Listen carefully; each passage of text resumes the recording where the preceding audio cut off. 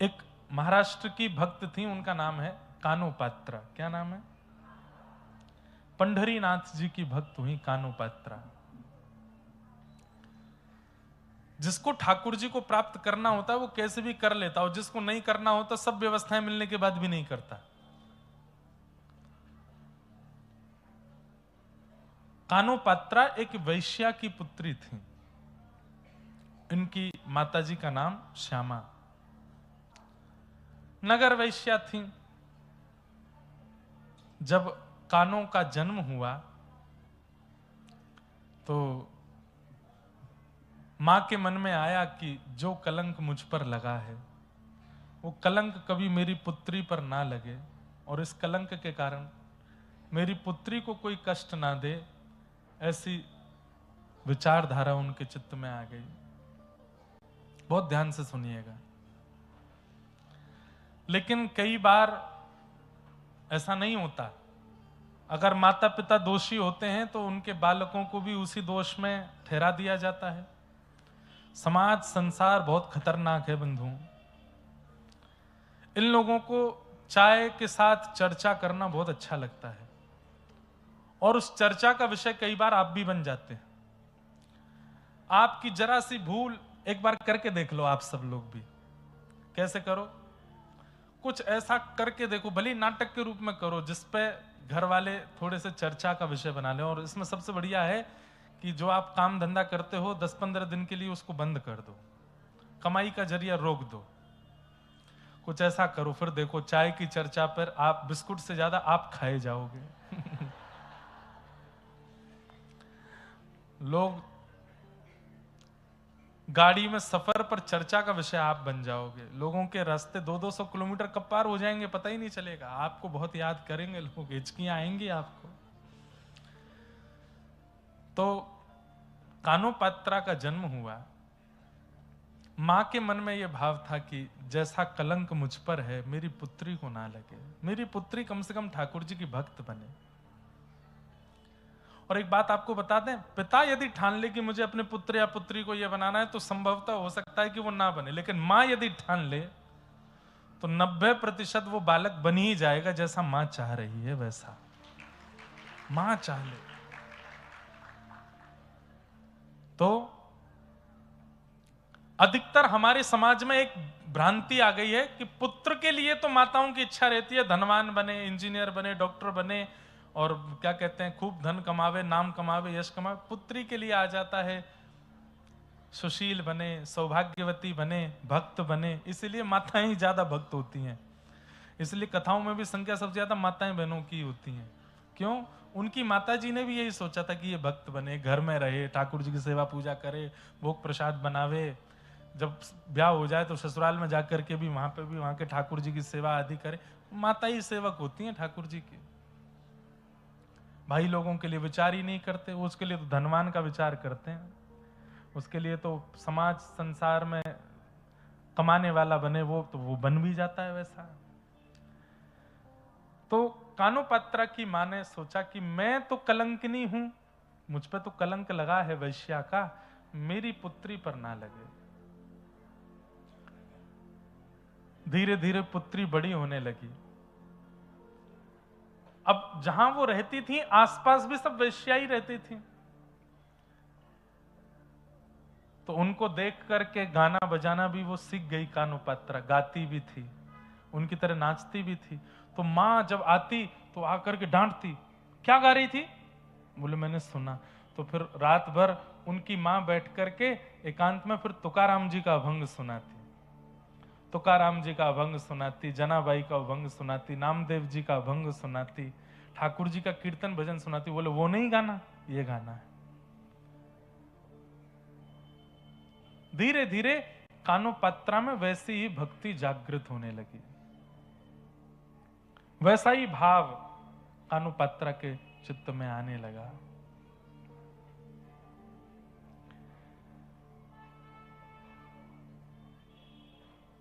मंदिर जाने की इच्छा करती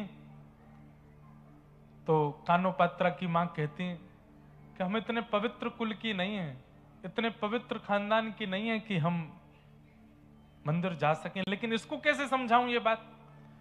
मंदिर जाएंगे तो कोई रोकेगा टोकेगा, हमें नहीं जाने देगा।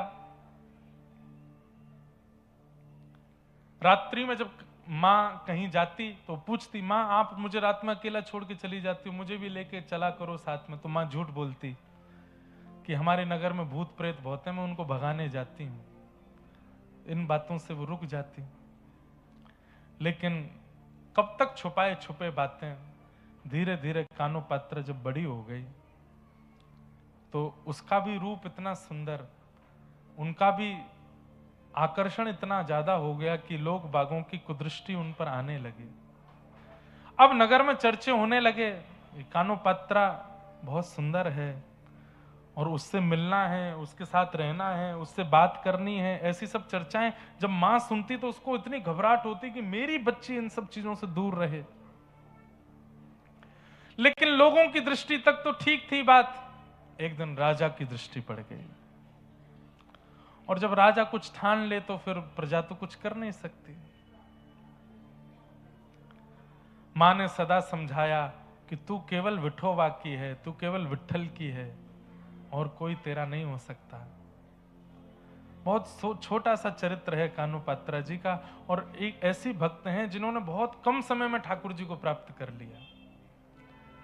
राजा के सैनिक लोग आ गए, कानो पात्रा को पकड़ लिया और चलो राजा ने तुमको बुलाया है, कोई अंतिम बात तुमको करनी हो परिवारी जनों से, मां से, तो कर लो, क्योंकि अब तुम वापस नहीं आओगे, अब तुम राज भवन में ही रहोगी, राजा को सुख प्रदान करना है।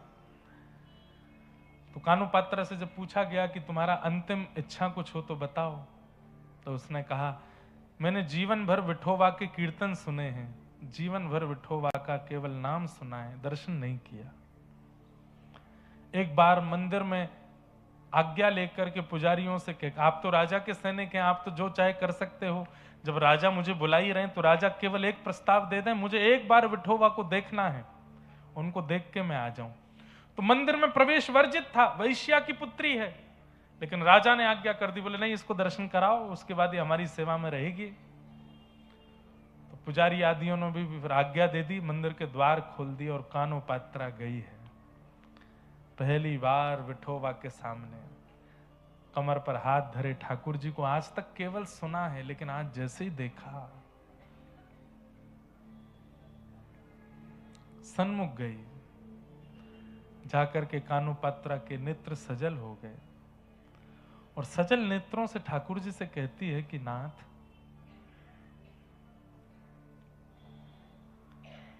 मैं आपकी हो चुकी हूं, बचपन से मैंने आपको अपना मान लिया है, आपने मुझे माना कि नहीं ये मुझे नहीं पता, पर मैं आपको अपना मान चुकी हूं। अब आपके अलावा यदि मेरा कोई स्पर्श भी करे, मेरा कोई वरण करे, तो इसमें मेरी कोई लाज नहीं जाएगी, आपकी लाज जाएगी। अरे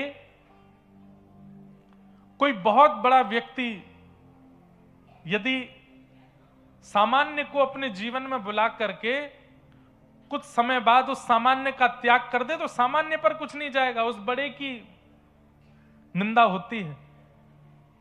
हम सामान्य जीव हैं, हम आपकी शरण में आए हैं, आपके चरण में आए हैं नाथ,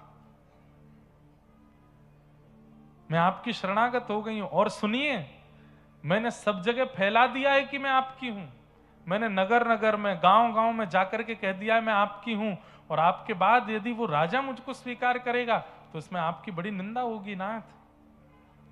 अब वो राजा मुझे स्पर्श भी ना कर पाए, ऐसी योजना आप बनाओ। प्रभु जी मोरी क्या बिगड़ेगी, जाएगी लाज तुम्हारी, तुम्हारी जाएगी लाज तुम्हारी।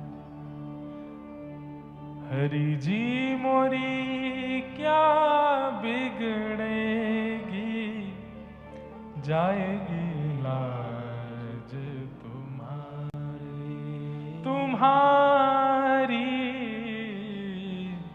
जाएगी लाज तुम्हारी। मुपति पाँच पाँच के तुम पति सो पति काहे बिसारे। भीष्म द्रोण और कर्ण दुशासन इन मोरी लाज बिगाड़ी। हरि जी मोरी क्या बिगड़ेगी, जाएगी लाज तुम्हारी। जाएगी लाज तुम्हारी। सूरदास पाछे पछतई हो, आप पीछे पछताओगे जब मोहे देख उघारी। वैसे तो द्रौपदी के चीर हरण के प्रसंग का पद है, परंतु हर भक्त ठाकुर जी से कह सकता है कि नाथ, यदि ये संसार मुझे अपने चंगुल में फंसा रहा है तो इसमें मेरा कुछ नहीं जाएगा। मैं तो अपने आप को आपके सन्मुख अर्पित कर चुका हूं, अपने आप को आपके हवाले कर चुका हूं। अब आपके हवाले आने के बाद कोई और मुझे स्वीकार करे, इसमें मेरा कुछ नहीं बिगड़ेगा। आप कमजोर हैं ये पता चलेगा दुनिया को, कि आपकी शरणागति प्राप्त करने के बाद भी किसी और के प्रति मेरा मन जा रहा है, कोई और मुझे खींच रहा है।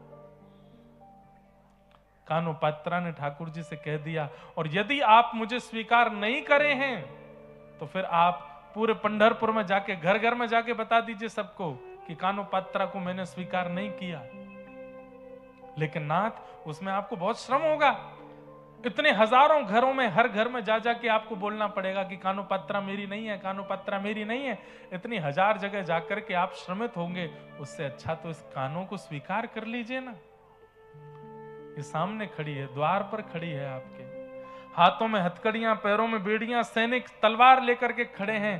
कानोपात्रा हाथ जोड़ करके ठाकुर जी से कह रही है कि नाथ, मैं आपको मान चुकी हूं अपना, अब आप भी मुझे मान लो। एक क्षण के लिए एक दिव्य तेज प्रकट हुआ, सबके नेत्र बंद हो गए, सब अपनी आंखें छुपाने लगे, और एक क्षण बाद जैसे ही वो तेज विश्राम हुआ, हथकड़ियां रह गई, बेड़ियां रह गई, कानोपात्रा अंतर ध्यान हो गई। विठोबा ने अपने भीतर उसको समाविष्ट कर लिया,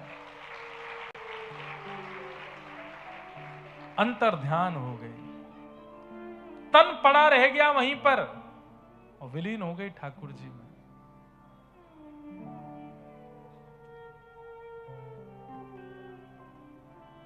ठाकुर जी स्वीकार करें, इसी के लिए तो हम लोग भक्ति पथ पर चल रहे हैं, उसके योग्य हम बने, उसी के लिए तो हम लोग कथा भागवत सब श्रवण कर रहे हैं।